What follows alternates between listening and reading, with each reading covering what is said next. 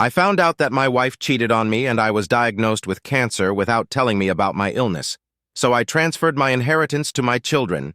On the 18th of August, I received the crushing news the tests confirmed the diagnosis stage 3 pancreatic cancer. This will be my final holiday season. Strangely, I've come to terms with it. I've lived a meaningful life, and my loved ones will be well taken care of. Being a private person by nature, I hadn't mentioned the tests to my wife, Megan. I didn't want to alarm her until I had definite results. So I left work early to have the heart-wrenching conversation face-to-face. When I arrived home, I noticed a flashy, high-end car in our driveway belonging to one of my business partners, complete with his distinctive license plate. This was out of the ordinary. I checked our home camera system on my phone and saw that it was in privacy mode, not recording. Choosing not to confront them, I drove to our cottage to clear my mind. Our camera system is mostly for security, and I seldom check it unless there's a reason. I also enjoy watching wildlife on the outdoor cameras and find it relaxing to observe storms rolling in. For my personal enjoyment, I had set up a secondary video recorder to archive the footage to local storage, which I couldn't access via my phone. Once I got to the cottage, I opened my laptop and checked the other server to confirm what I was already suspecting. Sure enough, there they were, Megan and my partner, Robert, getting cozy in the living room, sipping wine, dancing, and then heading upstairs. They must have left the doors open because the microphone picked up their activities after they left the camera's view. With my limited time left, I wanted clarity, but not the turmoil of a confrontation and divorce. Call me a coward if you must, but all the love and trust I had for her dissolved that afternoon. I felt every emotion imaginable, but I know this isn't my fault. I've been a faithful, loving, and attentive husband. Now I'm focusing on myself and my priorities. I contacted my lawyer and we reviewed my will and our prenuptial agreement. I told him about the situation, and we started investigating how long and to what extent this affair had been going on. What we uncovered was troubling. Either I never truly knew the woman I spent over 20 years with, or something in her had dramatically shifted. For now, I'm keeping this to myself. We don't have children together, but I have kids from a previous relationship. I plan to maintain a brave front through the holidays, giving my children and grandchildren one last memorable holiday with me. It'll be the devoted father and grandfather and attempt to act the part of a loving husband. A bit of background for some obvious questions. Megan's affair partner, Robert, is a widower and single. He's a business associate, but not a friend. I don't blend business with friendship. I never married the mother of my twins, Emily. It was her choice, and I agreed it was for the best. My children's mother, Emily, married a great man named David when the kids were 6. Emily and David never had kids together. I turned my life around when the kids were 2, becoming the father I wanted to be. Emily and I co-parented effectively, and I even consider David a friend. Emily, David, and I are all in our 50s. Megan is nearing 60, and Robert is in his 40s. Megan and I are both in our first marriage. We were in our 20s when we got married. The twins are now in their 40s, and the grandkids are all teenagers or older. Every year, Christmas becomes a week-long celebration, spanning from Christmas Day through New Year's at the farm. We always cut down a tree together after everyone arrives, then spend the week decorating, cooking, playing games, and enjoying each other's company. Sarah and her husband David have been part of this cherished tradition since I bought the farm. I've decided not to tell anyone about my diagnosis until after the new year. If I told Sarah, she wouldn't be able to keep it to herself, and I don't want to put David in a position where he has to lie to his wife. I want the kids and grandkids to have a joyful, worry-free week. We'll have plenty of time for tears and preparations in a few weeks. Megan's presence this week will just be a minor detail in the grand scheme of things. Honestly, my feelings for her have faded compared to the rest of my family. Financially, things are quite intricate. Megan and I got married after we were both well-established in our careers and had amassed considerable wealth. She had a lucrative job with a substantial pension and 2 inheritances in a trust. Early on, we agreed, at her insistence, not to fully disclose our financial worth to each other. We also have a prenup stating that any property or trust assets predating the marriage and any income derived from them are not considered marital property, again at her insistence. I provided both properties, covered housing with utilities, and paid for travel, food, and fuel. Essentially, I supported her entirely. Her income and wealth were spent solely on herself. She bought her car, clothes, personal trips, and cosmetic surgeries. She's outwardly attractive, but has shown herself to be quite unpleasant on the inside. A few days after receiving my diagnosis, I announced my retirement from the nonprofit where I worked. In hindsight, I noticed Megan seemed uneasy, likely because I'd be around more often. Tomorrow is my last day of work, and then I'll focus on spending time with my family. I gave my lawyer access to the camera server so he can monitor any activity. I don't know if Megan and Robert have continued their affair, but I assume they have. At this point, it doesn't matter to me. I know my worth, and Robert is a considerable downgrade.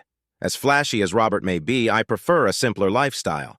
I drive an old, dependable pickup truck and favor jeans, t-shirts, and winter coveralls. I know for a fact that Robert isn't as wealthy as Megan believes. How do I know the trust has invested in his business, so I receive quarterly financial reports? I don't disclose my financial details to anyone, only my accountants know, but let's just say the trust has been growing for decades. I live modestly, and there's enough for my great-great-grandchildren to enjoy the farm and have their education funded. Megan will eventually realize what she's lost, and that will be her reckoning. I just won't be around to witness it. December has been hectic. We've attended our usual social events over the past few weekends. Robert was at one of the gatherings, and it was difficult not to watch Megan and him, but I don't think they noticed. Being busy with work and holiday preparations has helped me keep it together. Megan hasn't shown any signs that she knows I'm aware of her affair. I'm not proud of this, but I still share a bed with her. Recently, I've been somewhat selfish in my interactions with her. I feel like I'm using her, but she's been using me for most of this year. I'm not as virtuous as some might think. I dislike this minor deceit, but Megan won't be getting everything. The trust is well managed, and I've given my lawyer detailed instructions to ensure everything is properly handled. I've established clear instructions for how everything is to be managed, incorporating the helpful advice I've received. In case my health deteriorates faster than anticipated, or if I pass away suddenly, I've set up plans. In-home care has been arranged for when it's needed, and under no circumstances will Megan be my caregiver if I become incapacitated. My lawyer will notify Sarah, David, and the kids, while Megan will be barred from seeing me. All crucial documents, valuables, and other important items have been moved to a secure location. Additionally, I've started writing personal letters to each family member and to Megan. Writing these has proven to be more emotionally taxing than I expected. Update mission accomplished. We had a peaceful, drama-free holiday week, and I've made it to 2022. Humor helps me cope with my condition, so please bear with me. I've been a bit self-centered lately. With everyone leaving yesterday afternoon, I have just a few updates. I'll keep the details of my week with my family to myself. It's something for me to treasure privately. Reflecting on Megan's behavior this week, it's likely this was her first time being unfaithful. Spending the entire week with all of us seemed to strain her. Once you know the truth, a person's actions make more sense. She was very secretive with her phone and frequently stepped out of family gatherings for some air. The funniest moment was when she needed to run into town, and one of the grandkids wanted to join her. The lengths she went to avoid taking the grandkid were almost comedic. I played along by casually asking why not. Clearly, the affair continues. Now that I am retired, she's been inquiring about my plans for the day or week. I share my plans, then ask about hers. Later this week, I'll suggest we meet for lunch since I'll be in the area, just to keep her on her toes. Unpredictability is a cheater's worst nightmare. This morning I had a meeting with my lawyer. I made some decisions and had him prepare new documents. I replaced my temporary will with a new final version, which is now signed and should remain unchanged. Anticipating the fallout, I had him draft divorce papers based on our prenup and the evidence of the affair. Megan will get only 20 of our shared assets like housewares and furniture. I retain all my liquid assets, retirement funds, and any items purchased with my own money.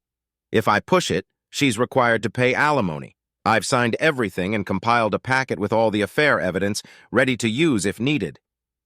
I also sold my loan to the trust, allowing the trustees to convert it into shares in Robert's company. Regarding the trust, I've restructured its management. It'll reduce my role to a 3-trustee. The twins will hold the majority of the trusteeship, with the 4 grandkids taking the remaining shares. Sarah and David will act as proxies for the grandkids. As each grandkid turns 25, their share will transfer from Sarah and David to them. If there's any remaining fraction, Sarah will receive the extra share. I've arranged a meeting with the kids, Sarah and David, for next week to explain everything. They'll need to sign documents, and will undoubtedly have questions about my decisions.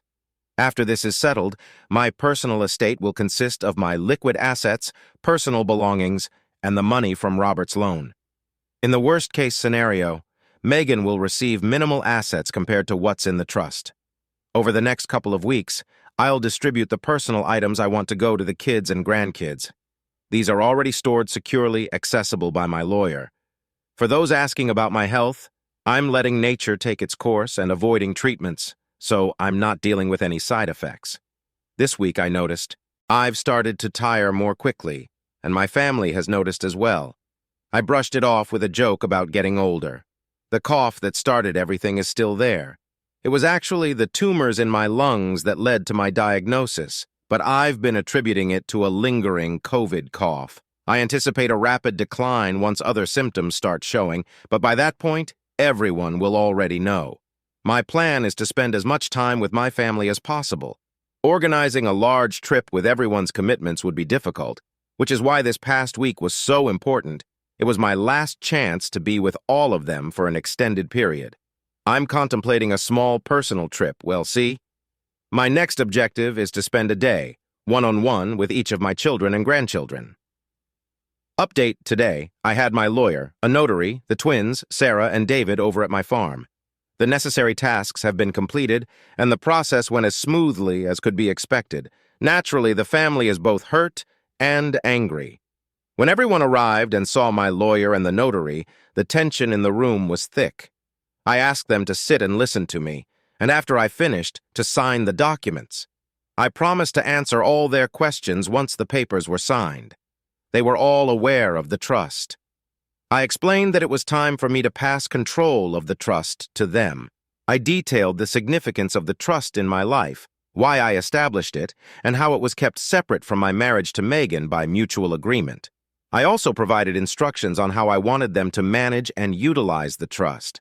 We explained that the trust would be divided between the twins and the grandchildren, with Sarah and David acting as proxies for the grandkids until each of them turns 25. Their confidence in me was clear as they signed the documents and had them notarized. Once this was done, copies were made, and I dismissed my lawyer and the notary, thanking them for coming out on a Sunday. They were, as always, very gracious. When I returned to the dining room, which we were using as a conference room, everyone was silent. My daughter broke the silence with a flood of words rather than a question. As soon as she paused, I began explaining my health situation.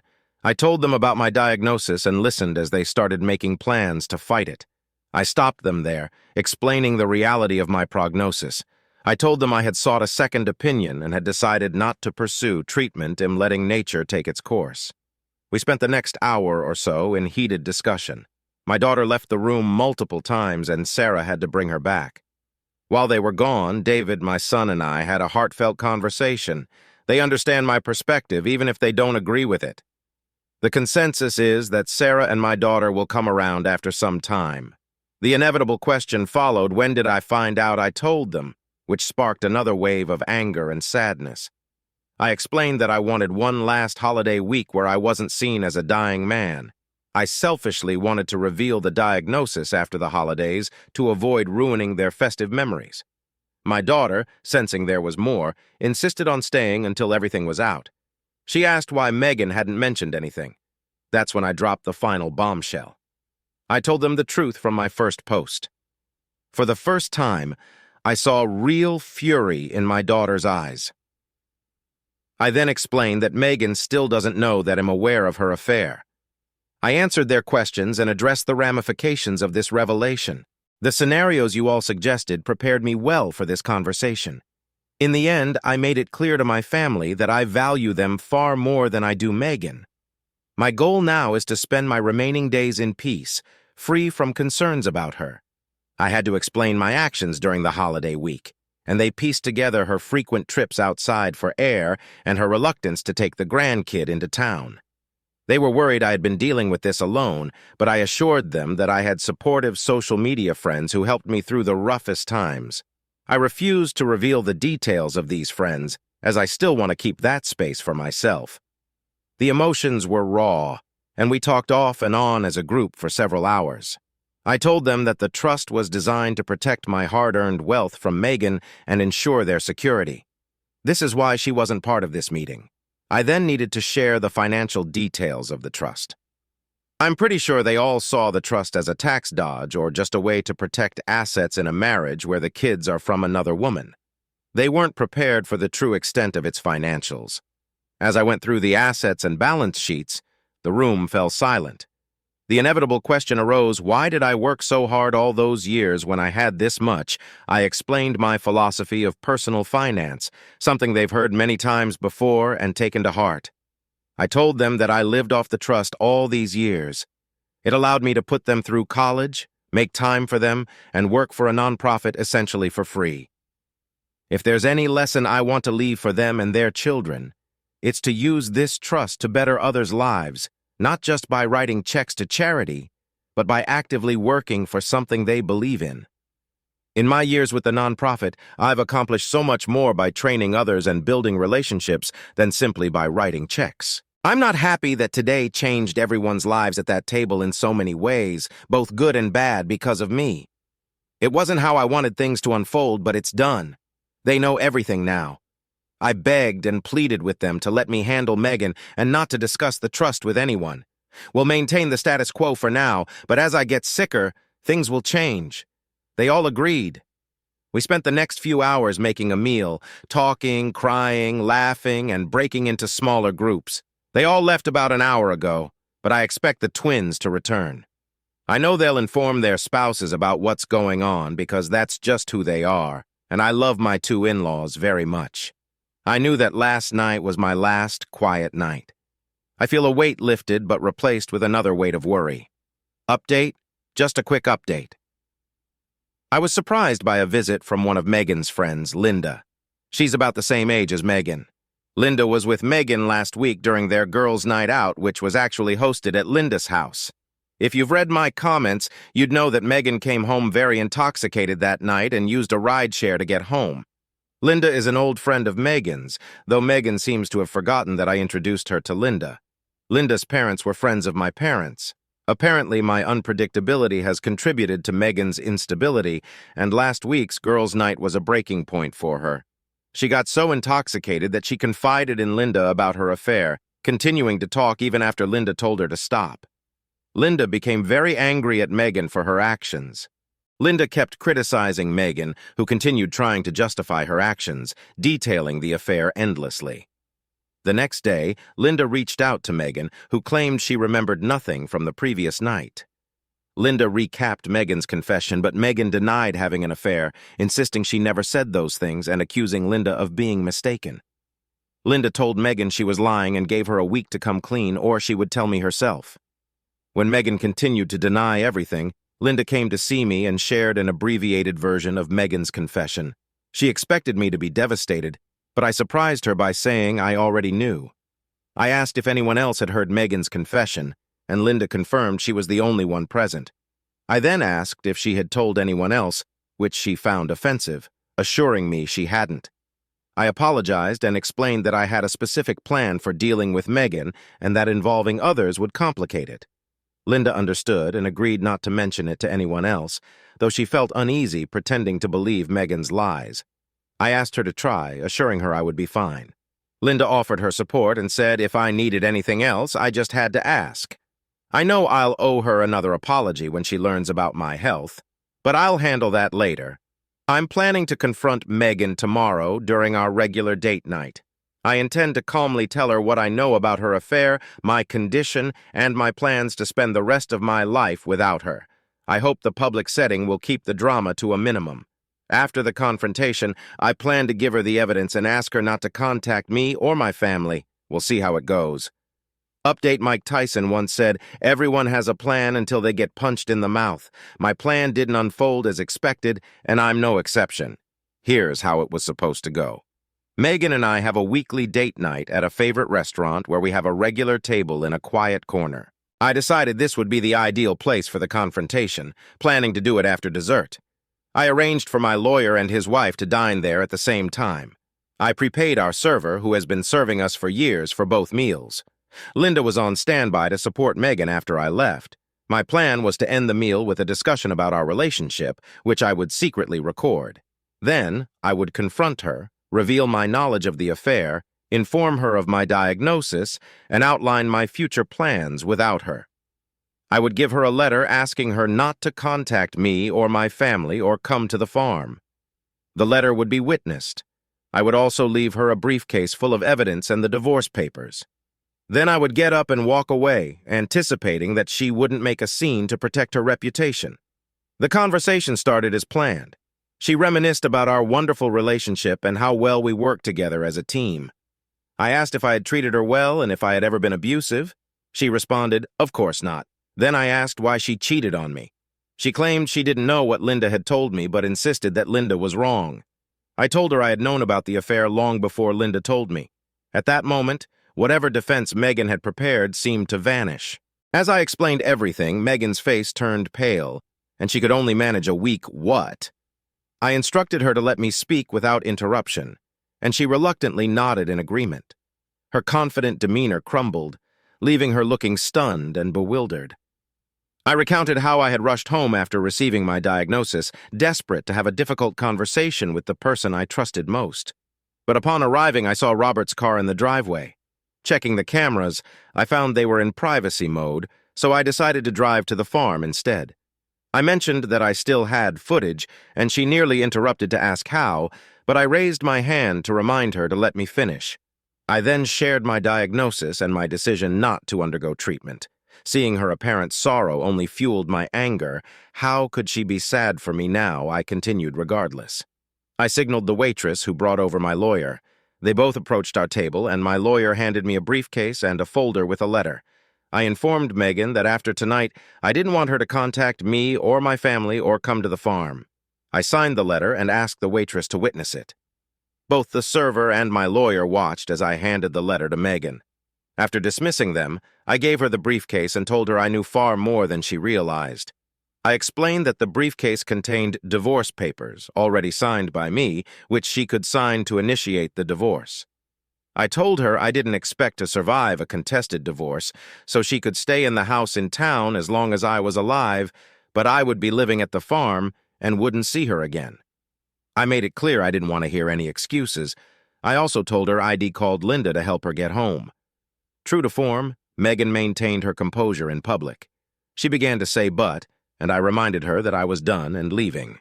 I tipped the server generously, found the owner, and apologized for not giving a heads-up about the situation. As I was leaving, I saw my son at the door with Linda.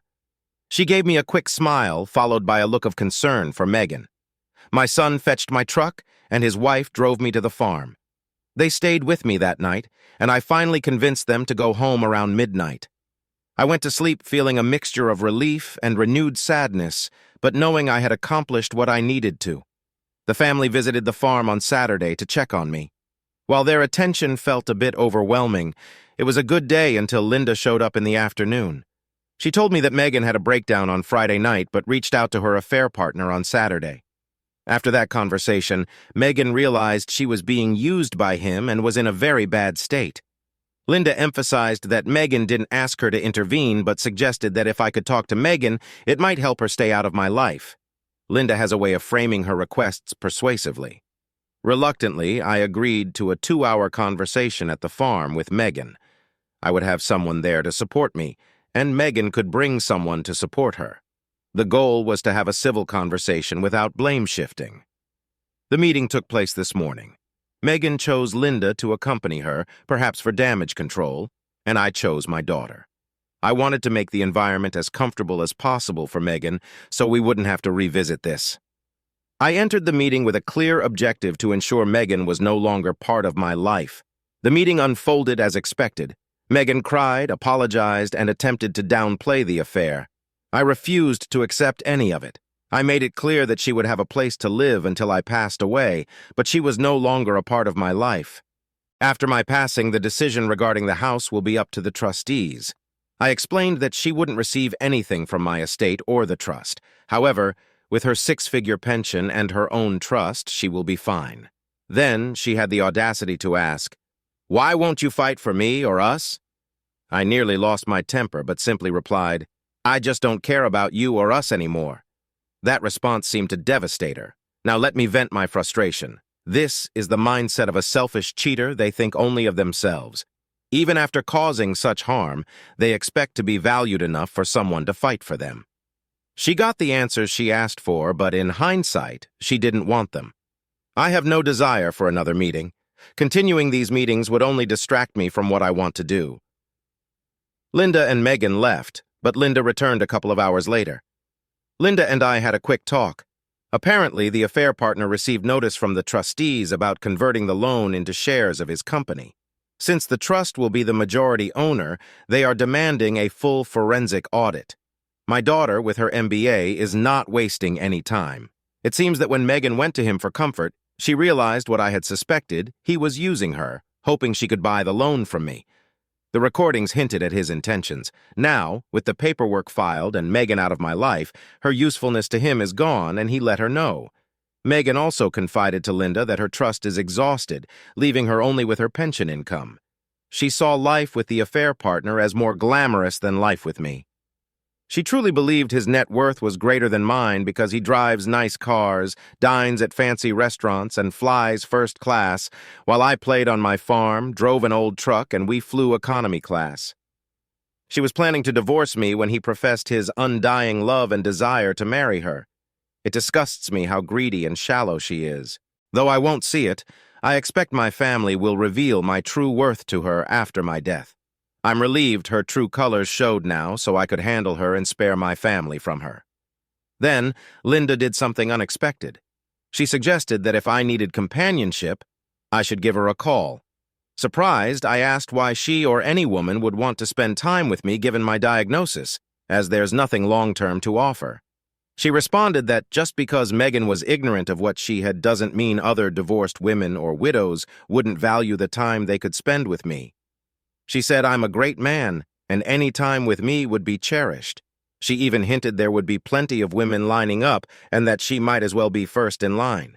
I asked how this would work, since most people wouldn't know Megan and I are separated.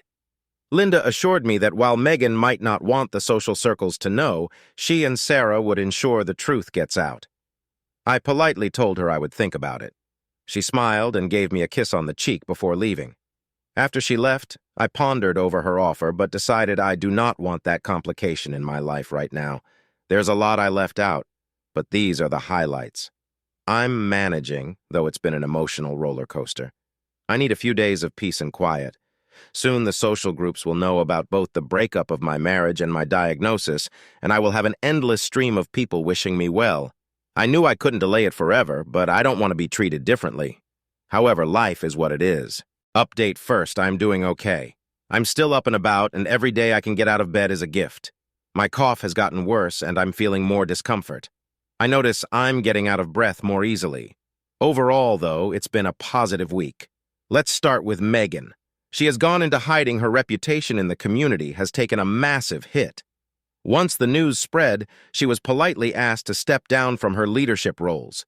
Many in her social circle have judged her harshly, even accusing her of pursuing their husbands. She has tried to reach out a few times, but I have not responded. A couple of attempts were made through mutual acquaintances, but I just asked them to tell her that I've said all I needed to say and know all I need to know. Her need for closure is not my concern. She knows how I feel because I told her. I learned more about the affair's details. It had been going on for nearly a year. They took 3 trips together. One where they pretended to be newlyweds, another where they acted like they were celebrating a major anniversary, and the last where they pretended to have just met on vacation, staying at the same hotel. Role-playing was clearly part of their routine. Megan used our house for their meetings because she felt safe there and because it's set back from the road, making it hard for anyone to see the cars in the driveway. She even bought a second car and stored it in a parking garage in town, swapping cars when she went to his house to avoid being recognized. She was very concerned about how this would look to her social circle and about the possibility of me finding out. Her actions show the significant effort she put into the affair, solidifying my feelings and my actions in response. I have no regrets about what I've done. The drunken confession to Linda was partly due to my unpredictability. However, once the affair partner received notice of my sale of his loan to the trust, he began to distance himself from Megan. Facing the pressure of almost being caught and the affair partner's waning interest, she got drunk and spilled everything to Linda.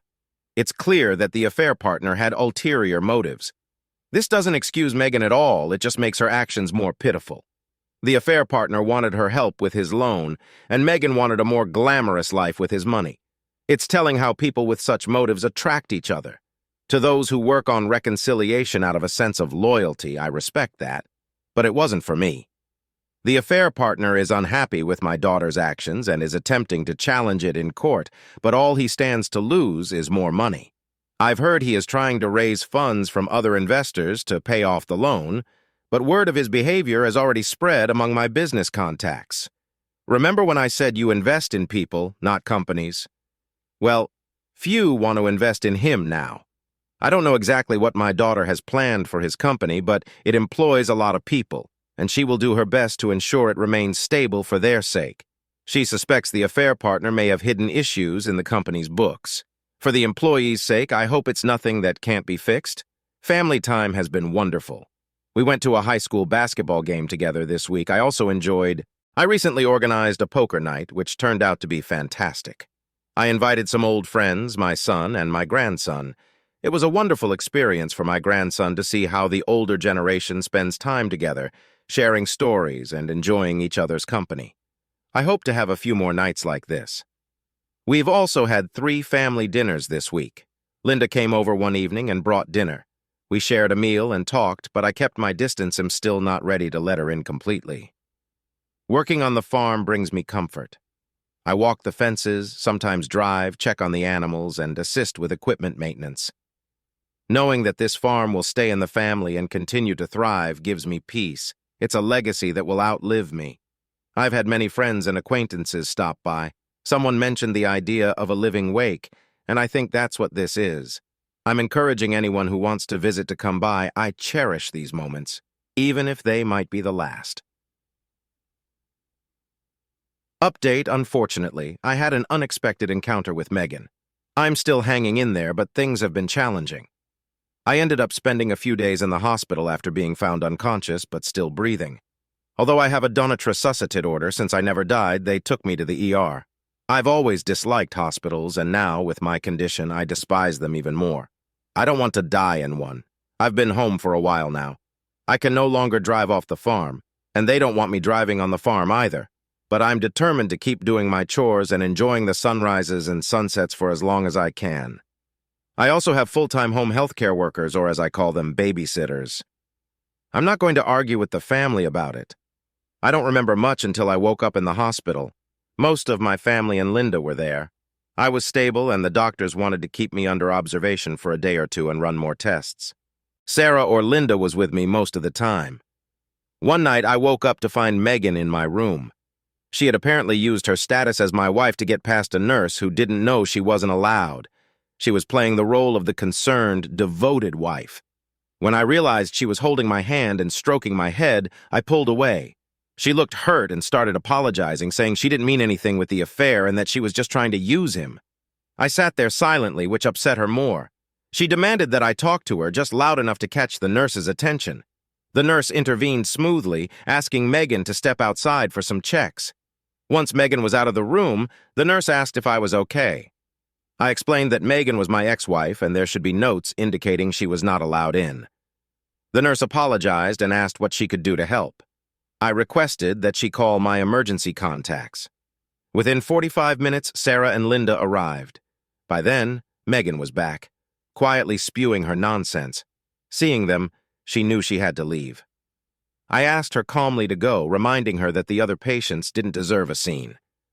Thankfully, she left quietly, but not before giving me a quick peck on the forehead, which made me recoil. If I have to endure that for the peace of the other patients, so be it. The women in my life apologize profusely. Honestly, I can't be mad at them. They have their own lives to live. They figured out how to manage things without adding to my worries. They ensured I was never left alone again, scheduling visits so someone was always with me. My daughter likely thanked the nurse for calling them while also expressing her frustration with the staff for letting Megan in despite clear instructions to the contrary. This incident only reinforced my belief that Megan is like a drowning person, clutching at anything to stay afloat. I'm not special to her, I am just a lifeline. Every interaction with her further exposes her true, dark nature. The affair partner is still as unpleasant as ever. His accounting team, sensing the change in leadership, has been transparent with my daughter, revealing the full extent of his financial manipulation. While there's no criminal activity, it's evident he's been exploiting every perk and loophole to boost his income, hurting the company's bottom line. When my daughter takes over, his value from the company will plummet by 70, which infuriates him. She might even reduce him to a silent minority owner, putting an end to his extravagant lifestyle. He's threatened lawsuits but hasn't followed through. His credit and reputation are in ruins. Linda has become a more regular presence in my life, and I have to say I appreciate the company. Maybe she's growing on me as she's been staying over several days a week. I hope to recover soon, but since I can no longer drive, I'll have to rely more on others. This is new territory for me. Linda has eagerly offered her support, and before you ask, there's nothing physical between us, just companionship and closeness. I need to start dinner and relax this evening. Thank you all for your support. I will try to respond to all your messages, they mean so much to me. Update: I'm deeply saddened to share that my dad passed away this past week. He wanted me to give you this letter from him. If you're reading this letter, it means my journey here has ended. As many of you suggested, I wrote letters and made videos for each of my family members. This got me thinking that I should write one final letter to all of you. Thank you all for your incredible support and suggestions. These past few months have been profoundly important to me and will remain so for my family long after I'm gone. Your encouragement helped me create my final gift to myself and to my family, a perfect Christmas week together. Without a place to share my thoughts and receive support, I might have had to lean on my family, which would have meant abandoning my goal. They might not see it as a gift right now, but in time, they will. I can't express how much joy I found in making those little videos. They will give my family another piece of me, and that's thanks to you. I never would have made those videos without your encouragement and ideas. I have one request for all of you. My family will be dealing with a lot of emotions. I know that sharing my story means you'll want closure. Please allow my family to grieve and keep the requests for updates to a minimum. I've asked them to give you this letter and, if they feel up to it, to provide a final update on Megan. That decision is entirely up to them. I ask for your patience. Finally, I wish you all the best and send all my love from beyond. Remember, none of us are guaranteed tomorrow. They ensured I was never left alone again, organizing visits so that someone was always with me. I'm sure my daughter thanked the nurse for calling them, while also expressing her frustration with the staff for allowing Megan in despite specific instructions not to. This incident only reinforced my belief that Megan is like a drowning person, grasping at anything to stay afloat. I'm not special to her, I am just a lifeline. Every interaction with her further exposes her true dark nature. The affair partner is still as unpleasant as ever. His accounting team, sensing the change in leadership, has been transparent with my daughter, revealing the full extent of his financial manipulation. While there's no criminal activity, it's evident he's been exploiting every perk and loophole to boost his income, hurting the company's bottom line. When my daughter takes over, his value from the company will plummet significantly, which infuriates him. She might even reduce him to a silent minority owner, putting an end to his extravagant lifestyle. He's threatened lawsuits but hasn't followed through. His credit and reputation are in ruins. Linda has become a more regular presence in my life, and I have to say, I appreciate the company. Maybe she's growing on me, as she's been staying over several days a week. I hope to recover soon, but since I can no longer drive, I'll have to rely more on others. This is new territory for me. Linda has eagerly offered her support, and before you ask, there is nothing physical between us, just companionship and closeness. I need to start dinner and relax this evening. Thank you all for your support. I will try to respond to all your messages, they mean so much to me. Update, I'm deeply saddened to share that my dad passed away this past week. He wanted me to give you this letter from him. If you're reading this letter, it means my journey here has ended. As many of you suggested, I wrote letters and made videos for each of my family members. This got me thinking that I should write one final letter to all of you. Thank you all for your incredible support and suggestions. These past few months have been profoundly important to me and will remain so for my family long after I'm gone. Your encouragement helped me create my final gift to myself and to my family, a perfect Christmas week together. Without a place to share my thoughts and receive support, I might have had to lean on my family, which would have meant abandoning my goal. They might not see it as a gift right now, but in time they will. I can't express how much joy I found in making those little videos. They will give my family another piece of me, and that's thanks to you. I never would have made those videos without your encouragement and ideas. I have one request for all of you. My family will be dealing with a lot of emotions. I know that sharing my story means you'll want closure. Please allow my family to grieve and keep the requests for updates to a minimum.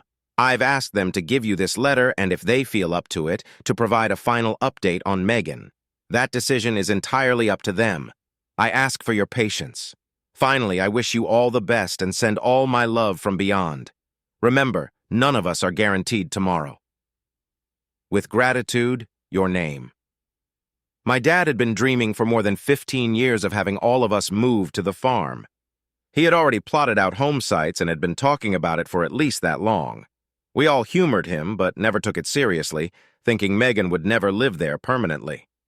Now, knowing what we know, I regret allowing her to have so much influence. Starting this year, we will be building new homes on the farm.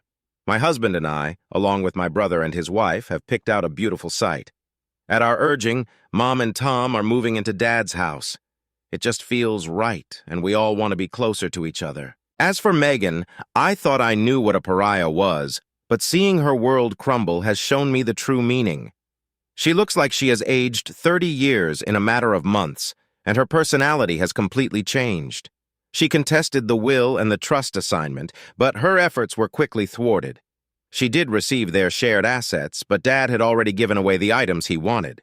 The biggest issue was the house in town, which was Dad's before their marriage and not part of her claim.